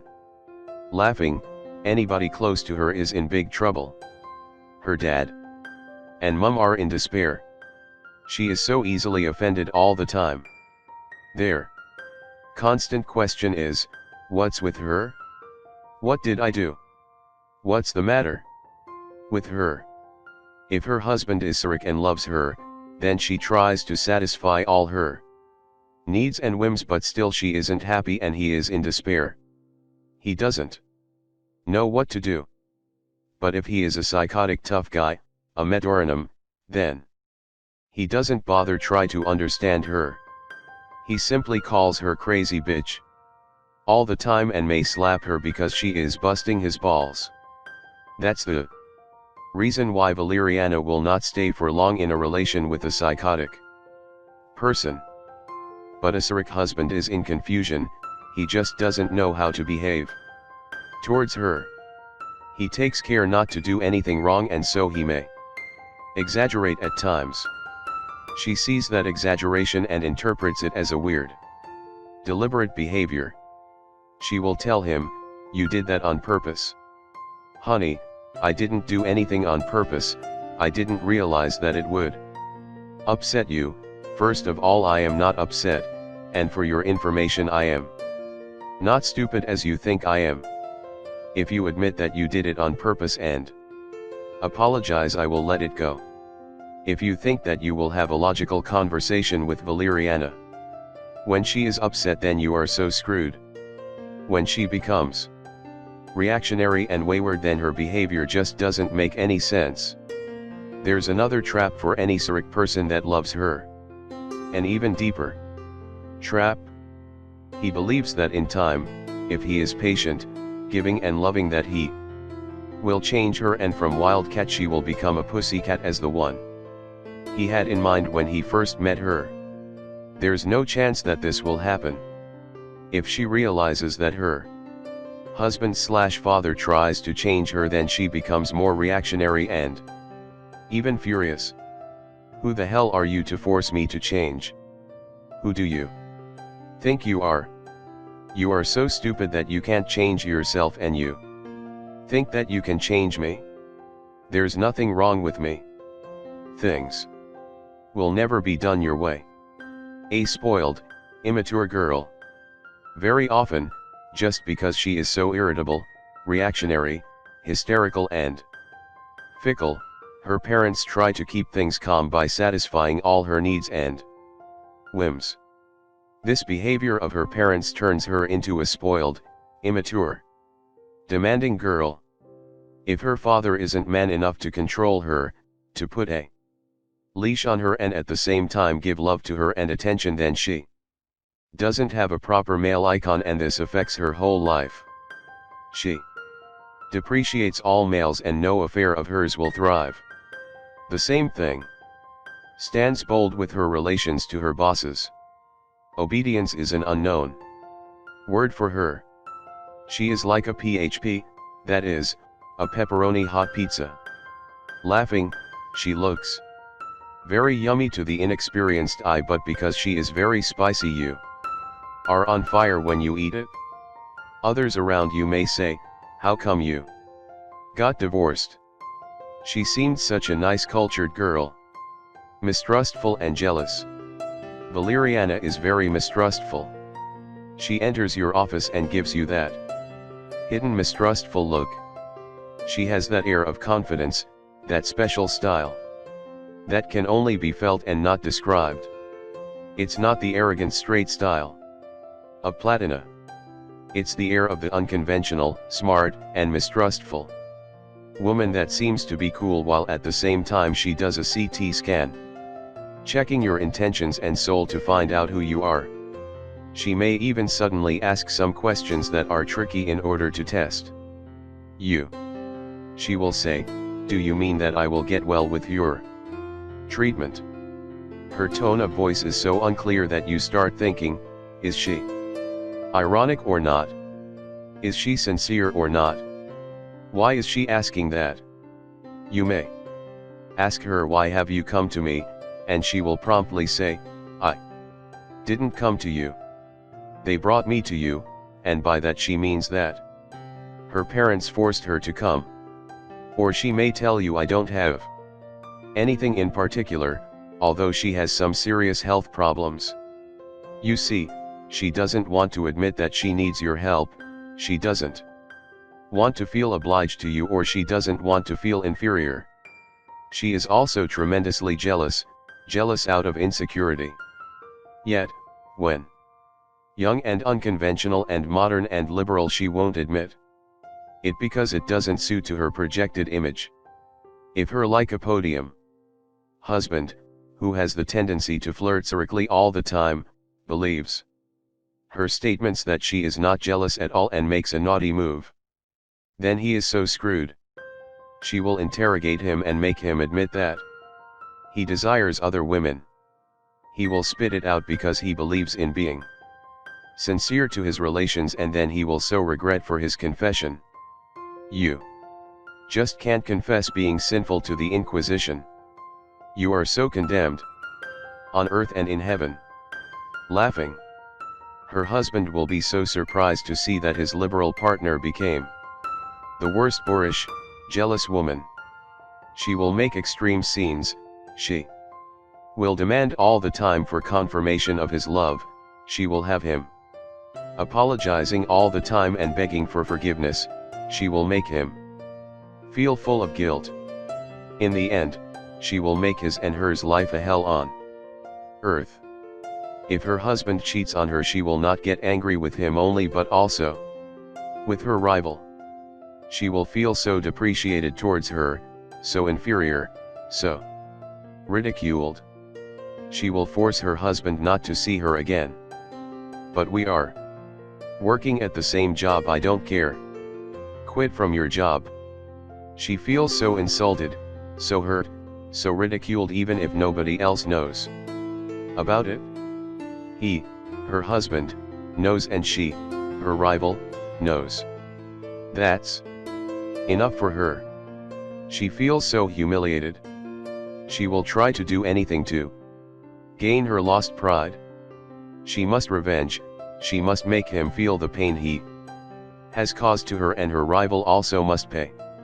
She may even get laid with a friend of her husband or someone that he despises and go and spit it out to him, only to get even. Lachesis is also very jealous, but not in the same way. Lachesis thinks, who the hell are you, you bitch, to think that you are more cunning than me?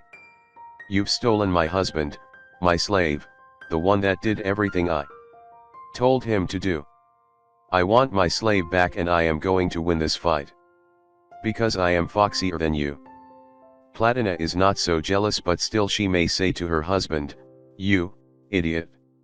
How stupid are you to get laid with that ugly, stupid inferior woman? Go away, you are not worth of me, you are erased from my life, you stupid baboon.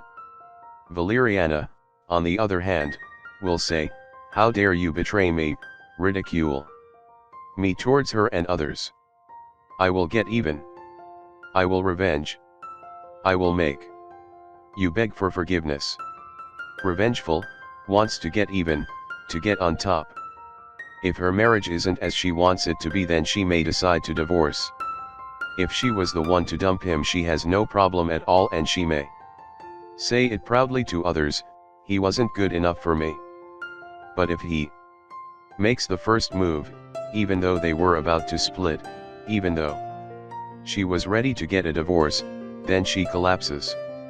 She feels dumped, betrayed, ridiculed, depreciated and offended. I've deliberately chosen these expressions. They are the ones she uses to describe her state and are very indicative of her idiosyncrasy. Different idiosyncrasies use different words to describe their reactions to the same event. That's because their reactions can be totally different even if the event is the same. The key to diagnosis is to be able to translate the patient's words and reactions into the language of idiosyncrasies, that is, into the miasmatic idiosyncratic materia medica. Most times, if her husband or boyfriend dumps her, she will accuse him that he was impotent or gay, or that he cheated on her and abandoned their family, and she does that so as not to feel inferior. At times she may follow a different plan. She will not accuse him and will even apologize to him, but not in front of others, and beg him to return back to her. She will promise to him that she will change and do anything he wants. Then if he returns back after a while, she will dump him only to get even. Only to say to others that she was the one who dumped him. There are, of course, many cultured and liberal Valerianas that don't want to admit to the doctor that they are revengeful. When asked if they are revengeful, they may say, "Well, not much, but I will not stay with my hands crossed," or "I am not revengeful, I will not demean myself, but I want justification, I won't do anything, but if something happens to him and he gets hurt, I will be glad because he got what he deserved." You see, the main idea is to make him suffer for what he did to her. If that isn't masked revenge, then what the hell is it? If her husband has left her for another woman, then the ultimate revenge for her is if he dumps her rival, or if he is dumped by her rival and comes back to her begging for forgiveness and a second chance. Most of the times she won't forgive him, but sometimes she will accept him back, only to make him suffer and pay for what he did to her, and then when she had enough of it, to dump him herself. That doesn't mean that she is spiteful like Lachesis or Anacardium. The main thing is not to feel inferior, to get even, to revenge. If you haven't hurt her, then she won't do something bad to you in order to enjoy it. She isn't malicious, but she is reactionary and revengeful if hurt. She bears a grudge. If somebody offends her, she will usually become ironic. If it was a great offense, then she may bear a grudge for him or have it in for him and become revengeful. Sometimes if the doctor asks her, she will admit that she bears a grudge and that she is revengeful and even boast about it. But if she projects the image of the liberal and cultured woman, then she will refuse that she is revengeful and may say that she may simply erase him or simply expects justification. If when offended was shocked and missed the opportunity to answer back, then she can't relax until she gets even. She tries to find the chance to pay back, and no matter how much time has passed, she won't forget it. Not even if you apologize to her. Now, pay attention to differential diagnosis of reaction after offense. If Platina is seriously offended, then she erases you for good, in the sense that you worthless worm, you stupid baboon. How dare you insult me? The Queen. I ignore you. You simply stopped existing for me, you are finished. If you apologize to her, nothing will change. If you are working in the same office, she may say a typical good morning every now and then and will keep being snobbish all the time. When Natrum muriaticum is greatly offended, most of the times she will not show it. She will keep it inside her for long, and every time she remembers it or sees you, she will feel hurt and experience bitterness. If you apologize, she will accept your apologize sincerely because she is Cyric, but nevertheless, it won't be easy for her to forget it. She is hurt, and the wound won't heal easily, or if it heals, a scar of bitterness may remain inside her heart. She won't be snobbish or angry, but she won't be warm-hearted anymore towards you. She will be typical and polite, but nothing more. You see, Natrum muriaticum is hurt emotionally, Platina is hurt as her vanity is concerned, and Valeriana is hurt as to her image and egoism. Introvert, pity makes her angry. Valeriana is very introvert for two main reasons. She is insecure and mistrustful, and she keeps a certain image towards others. Lycopodium also projects a certain image, but it's a Cyric cultured image. Platina also projects the image of the indisputable queen. To be honest, it's not an image, since she believes that she is what she projects. What you see is what you get. Valeriana projects an image that differs a lot from what she is. She is insecure and projects the image of a strong woman. She is irritable and projects a calm picture. She is coward and conventional and shows off as unconventional and liberal, and so on. So, if the image she projects to others differs a lot from her real self, then she tries hard not to reveal her real self so as not to spoil her image. That's one main reason for her introversion. Consequently, she will talk about her personal problems only to one or two very close friends. Moreover, she will not reveal all her deep-felt matters. If you want to make a Valeriana angry, then show pity to her, tell her, "Oh, you poor thing. Oh, what have they done to you?" She gets furious and often expresses her anger, becoming insulting or ironic. Her attitude and state corresponds to the following thought: who do you think you are to feel pity for me? How dare you depreciate me and position me beneath you? Compare this with Natrum muriaticum. She is very introvert, easily offended but does not show it and tries to go away. She will not express her anger, nervous headaches and other nervous symptoms. It's very important to discriminate between different kinds of symptoms.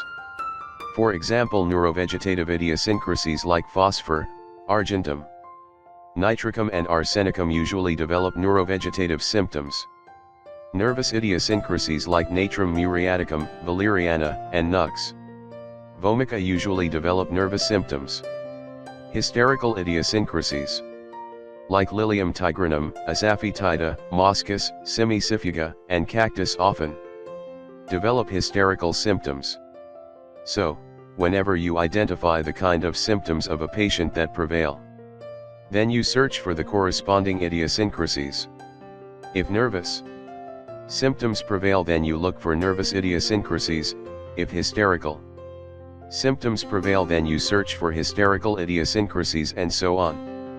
For example, Valeriana and Natrum muriaticum both have nervous headaches. Valeriana develops a headache usually after going downtown, at the center of the town where there is a lot of traffic and crowded streets. She develops that headache on returning home to relax. She may also have a headache after getting angry. Nux vomica may develop a tension headache when overtired from much work or when in a hubbub. Natrum muriaticum develops a headache because she is serotic, easily offended and introvert. So, whenever hurt, she keeps things inside, and all that stress causes a nervous headache. Sulfur also has headaches but not nervous ones. He seems to have a tendency for headaches since young, and probably they have to do with his psychotic and plethoric blood circulation that makes his face and head red and hot. So, whenever we have a patient with a history of chronic headaches beginning early in life, we must first think of Valeriana, Nux vomica, Natrum muriaticum and sulfur. These are the basic idiosyncrasies that suffer from headaches. In any repertory you will find decades of other non-basic or rare idiosyncrasies that have developed headaches during their provings. But our aim is not the disease, our aim is the idiosyncrasy. The whole, and more specifically our aim are those idiosyncrasies that are natural polycrest, those that I call basic or fundamental idiosyncrasies, and influence the majority of human beings. Whenever I say when you see this thing, then think of this and that idiosyncrasy, this isn't a rule, it's just a reminder, a possibility to be checked. Never take for granted any possibility even if it happens quite often. There are many other basic idiosyncrasies that may often have headaches. Or you may find a person suffering from headaches all his life, yet he is influenced by a certain idiosyncrasy which hasn't frequent headaches as a trait. The part never defines the whole defines the part. And that is a universal law and accordingly a homeopathic law. Valeriana may also have other nervous symptoms like nervous difficulty to take a deep breath, oppression chest, internal trembling, palpitation or insomnia. 31. Fear of being raped and fear of male violence. She also has a certain kind of characteristic fear that she won't easily reveal unless you take it out of her indirectly. She is afraid of walking alone at night. Why so? It's not that she is afraid of thieves or murderers. She is afraid of being raped. She is afraid of male violence. A rape is the height of male dominance for a Valeriana woman. If she is so afraid of male dominance, then why not be absolutely afraid of being raped? This is the worst thing that could happen to her. Now, let me point out again one more inconsistency of the decades that characterize her. Although she is afraid of male predominance and is so insecure about sex, most of the times she may dress in a provocative way, and may project the image of the liberal woman as sex is concerned.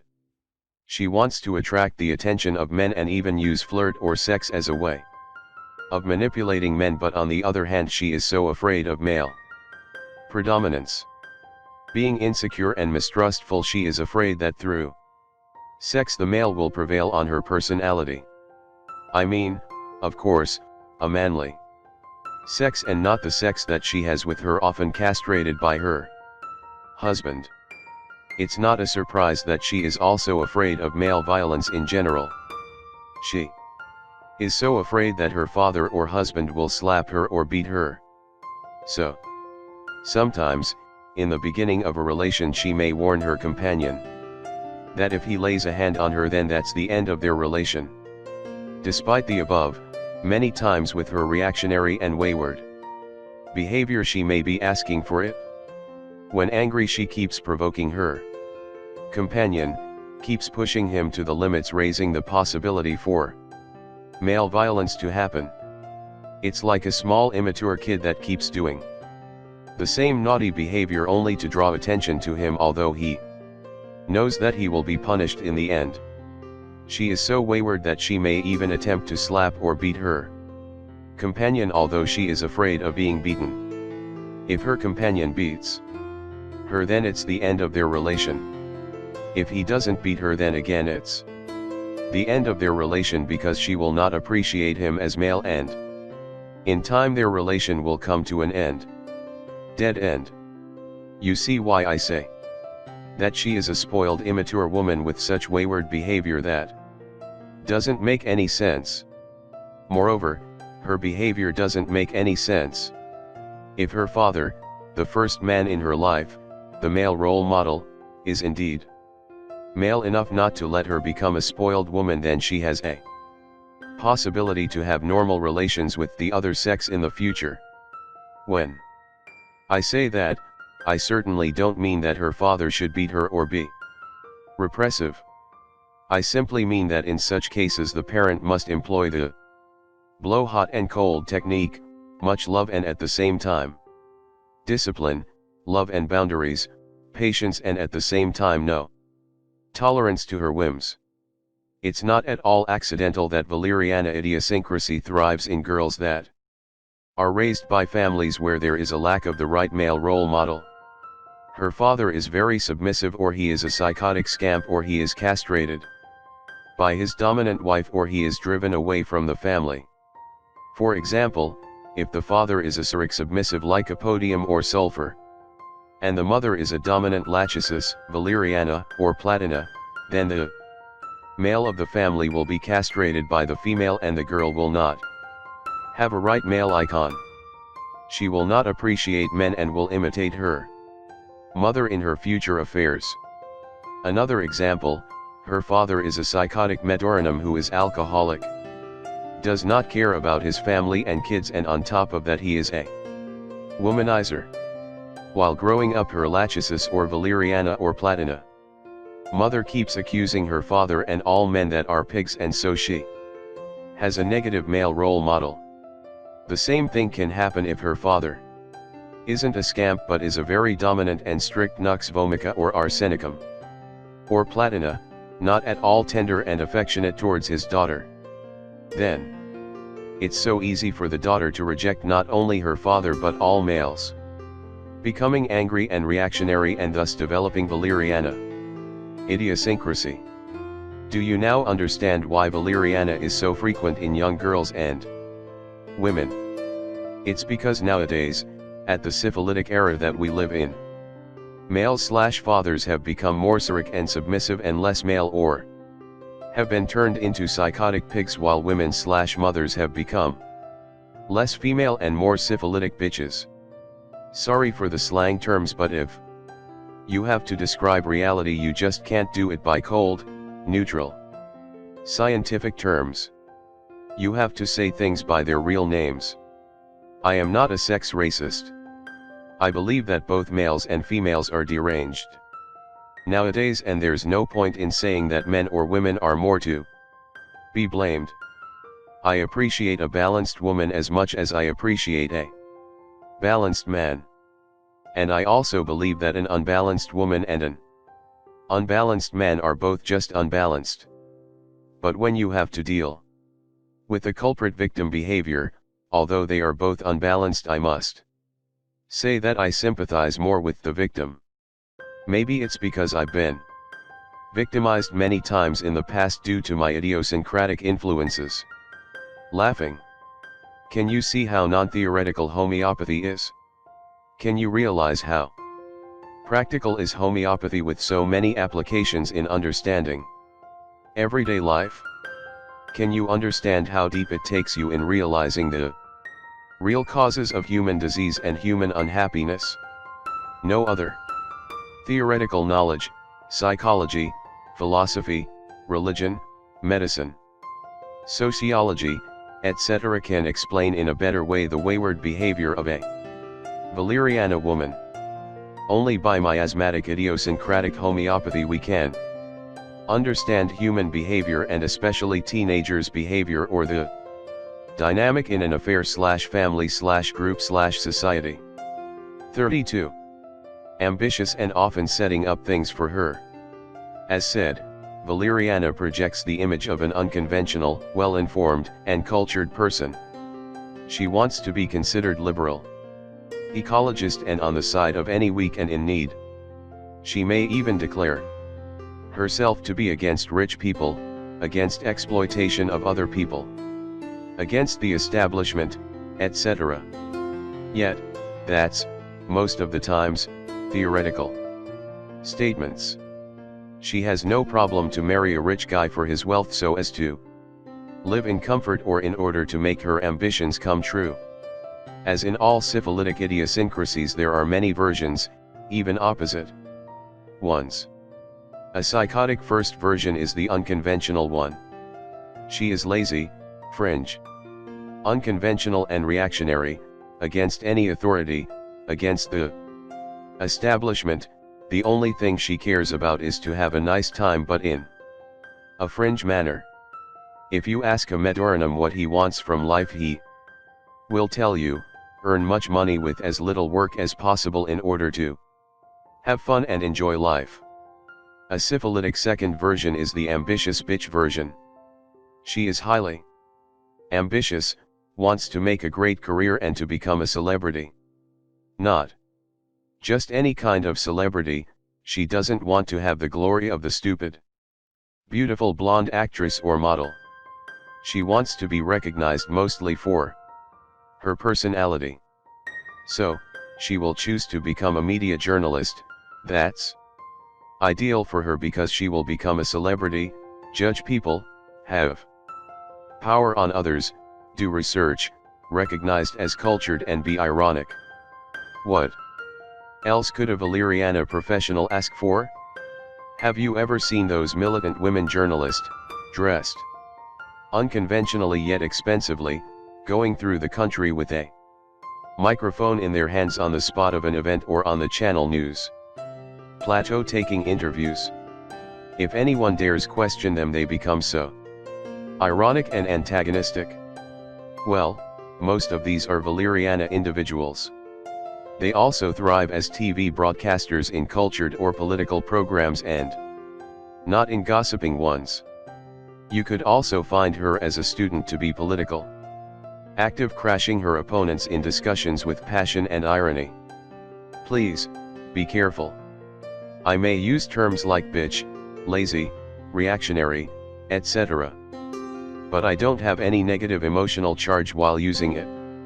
I don't think that I am biased towards any person that is influenced by any idiosyncrasy.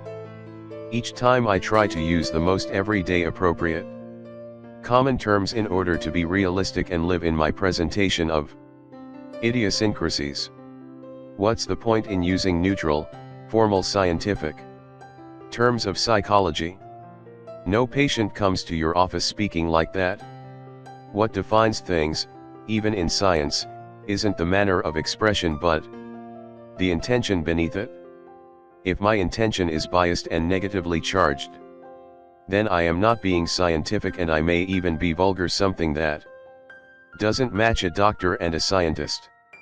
On the other hand, if my intention is to give a live and understandable picture, if my intention is to copy reality as best as possible, then I am not biased and vulgar, I am truly scientific. She also likes professions like psychologist or cultured, quality theater actor. She doesn't have any moral hesitations in order to make a successful career.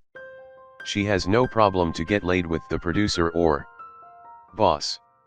She will discreetly flirt with him, charm him, and make him promise things, even avoiding going to bed with him. If she has to get laid, then it won't be for long. After she got what she wanted, she flies off. As a psychologist, is she good at her work? It's not so easy to be really good when you aren't patient and you don't care deeply for the problems of other people, since she is a very egoistic person. Nevertheless, she is smart and intuitional. Yet, when it comes to psychology, what most interests her is research, social and professional status, and to become a celebrity. She will also thrive in a company as an executive. Not so much for the sake of dominance like Lachesis, but for the sake of recognition.